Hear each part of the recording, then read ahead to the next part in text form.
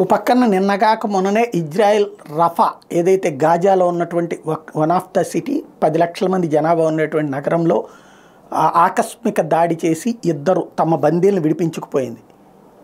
అక్కడే అర్థమవుతుంది కదా, అక్కడ బందీలను పెట్టారు. అందులో అందరినీ ఒకచోట కాకుండా అక్కడ ఈ జనసాంద్రతను దృష్టిలో పెట్టుకుని కొన్ని ఇళ్లల్లో ఈ హమాస్ తీవ్రవాదుల మద్దతుదారులైనటువంటి వాళ్ళ ఇళ్లల్లో ఈ బందీల్ని అట్టిపెట్టారన్నటువంటి నిజం ఇప్పుడు బయటపడుతోంది.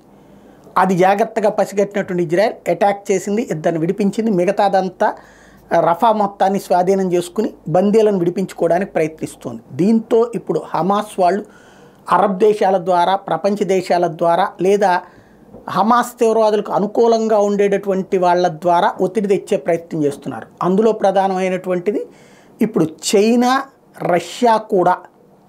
చైనా, రష్యా, పాకిస్తాన్ ఈ 3 దేశాలు ఐక్యరాజ్యసమితి భద్రతా మండలి వేదికగా ఇజ్రాయెల్ అట్లాంటి దాడి చేయడానికి వీల్లేదు, రఫా మీద దాడి చేయడానికి వీల్లేదు, రఫా వాళ్ళని ఖాళీ చేయమనడానికి వీల్లేదు, రఫాలో జోక్యం చేసుకోవడానికి వీల్లేదంటూ వార్నింగుల మీద వార్నింగులు ఇస్తున్నారు. అంటే తీవ్రవాదులు నుంచి వాళ్ళని విడిపించాల్సినటువంటి వాళ్ళు ఆ తీవ్రవాదుల కోసం ప్రజలని అడ్డం పెట్టి ఆ తీవ్రవాదులు ఆడే నాటకానికి మద్దతు ఇస్తూ ఉన్నారనమాట. అందుకనినే వీళ్ళకి నిజంగా నిజాయితీ ఉందా అన్నదే డౌట్.